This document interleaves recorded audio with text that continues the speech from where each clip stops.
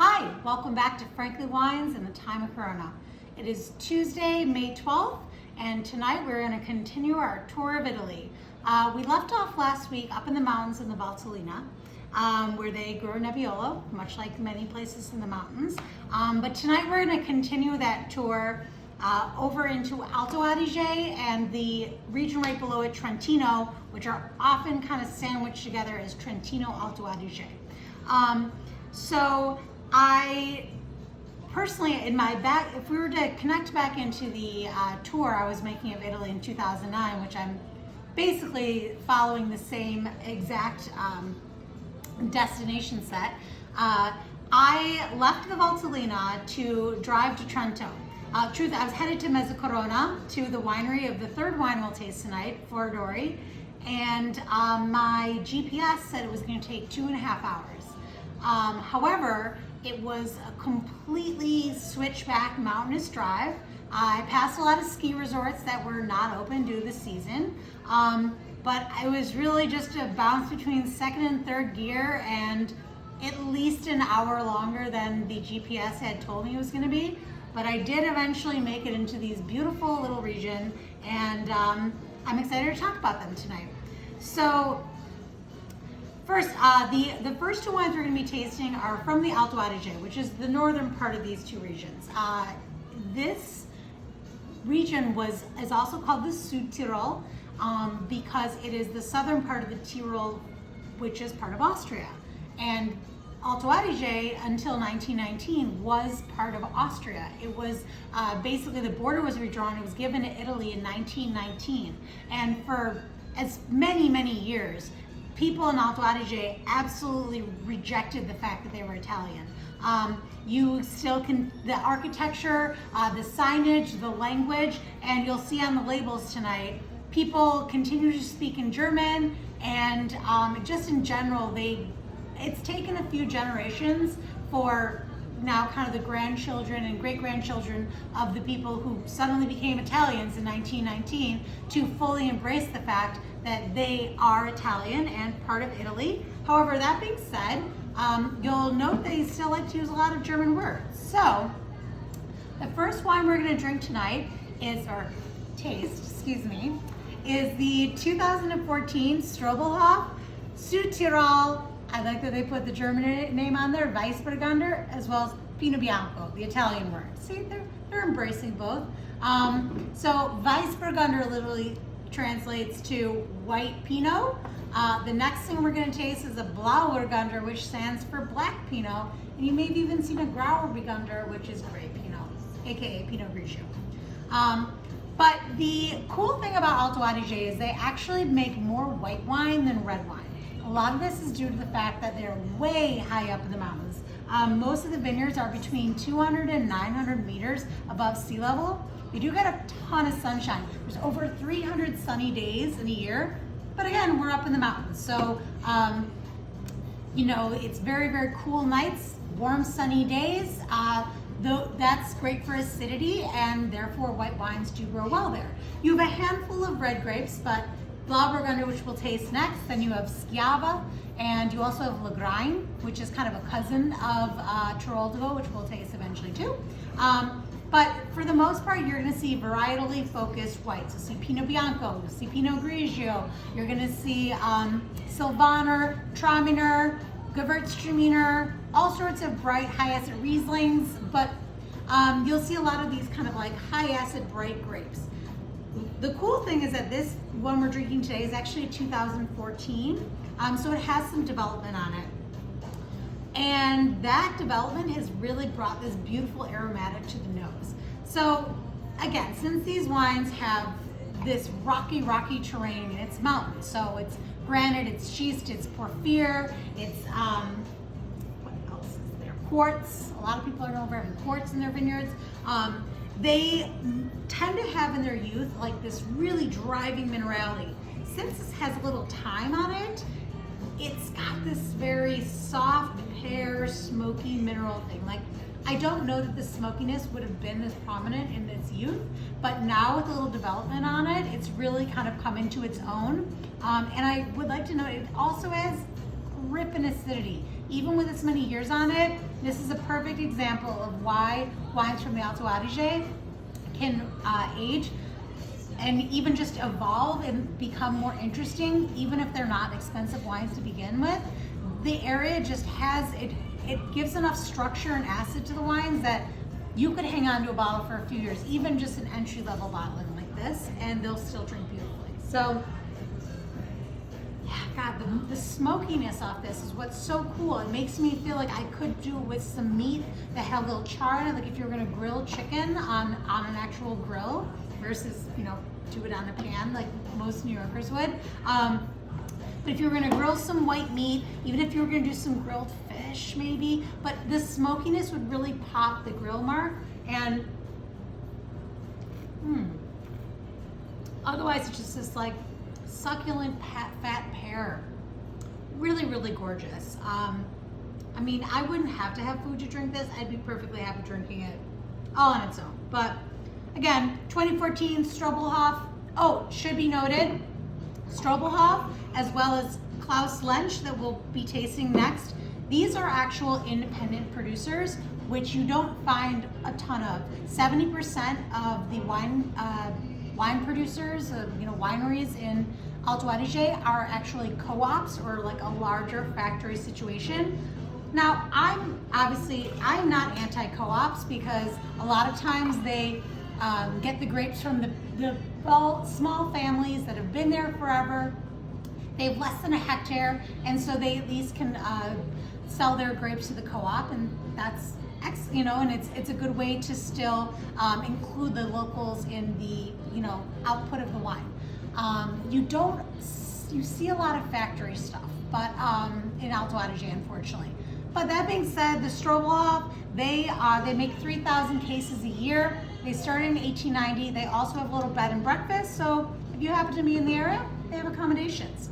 Now, Klaus Lensch, the next winery we're going to talk about from Alto Adige, he grew up in the area, and in 2008 he decided to buy a farm and start growing grapes. And he decided that he was going to really focus on Pinot Nero or Blauburgunder, even though it's actually only 5% of the grapes planted in Alto Adige are Pinot Nero, but you do find some very good bottlings of them. Many of them can get a little expensive, and that was actually why I liked this one so much, because I felt that it was a really good value for the money. But I would just like to say, popping this is the star of the show today. It's a 2016, so it's very possible that it just has enough age on it to be in a very good place, but from the moment we pull the cork, this is so sultry. They do have some volcanic notes, some volcanic outcroppings here. Again, we're in the mountains. Mountains are created when land gets pushed up or there's volcanic eruptions that kind of bring things up to the surface. So it's not odd at all that they would have this in their vineyards. So yeah, what do they have? Blah, blah, blah. Clay, gravel, porphyr, and the volcanic notes. They do 3 to 4 weeks on the skins. I mean, it's such a light, pretty color though, too, and really the nose is so giving. But it's this, I mean, I'm sorry, this is what people look for in good Burgundy, and this is $27. Like, I've had Chambols and Balmars that have had age on them that we've all been oohing and ahhing over that cost so many times the amount of this bottle, hundreds of dollars a bottle, versus a $27 retail bottle. I don't think I've tasted something that really delivered for this low of the price point, what people seek in really high-end wines in a very long time. Yeah, it's got the roasted cherry, very smoky, very mineral. But so light and pretty. I mean, it's delicate, but again, this is where I say this is kind of a Burgundy lover's wine. And this makes me think that we should probably be even paying a little more attention to other Pinot Noirs coming from Alto Adige, because I know that Klaus isn't alone in his, but other people do tend to price their wines a little higher. But I mean, this is delicious. I hate to pour this out, but yeah, really lovely. He does it. He ages it in a mixture of tonneau and some really, really old barriques, like 4-year-old barriques, just for a year. Seems relatively simple as far as the winemaking strategy, but he is totally freaking delivering. All right, so I want to take a few minutes to talk about our last wine tonight. So now we're in the South. Now we're in Trentino. We're drinking Elisabetta Foradori's 2018 Tirolo Morei. So Morei is the vineyard. It's in local dialect means dark, or Moro means dark. So it's interesting. She used to apparently bottle this vineyard on its own from 1987 till 1999. I have seen a bottling or two of like where people like pulled out an old Foradori, and I was like, oh, that's so cool. But she didn't bottle again until 2009, which is the year I got there. So after spending 3.5 hours versus the 2.5 told to me to get to arrive at Foradori, I finally got there, apologized profusely for being so late, and was given a tour of the winery to be led into a room full of large clay amphora.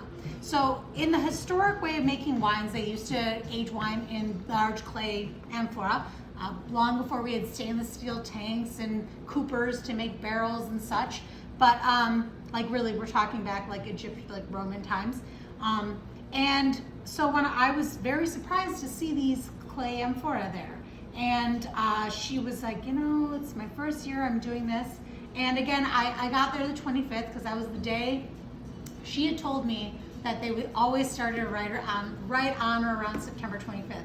But it's 2009, so right as I got to Piedmont, she was like, hey, you better get here, we're gonna be done. And fortunately it did rain and they had to stop, but so I only ended up making it for the last 5-6 days of harvest, which was unfortunate. I thought I was gonna spend 2 weeks, but even still, it was a really lovely visit with her. And it's really enjoyable to see the wines and how she's evolved so much now. Now she converted biodynamic in 2002, and she's always been at the forefront of what I'll loosely call, yes, the natural wine movement, but really more of a direction to make wine that speaks of where it comes from and really listening to the wines. One of the things I'll always remember is that she had different barrels of every different size and shape in her winery.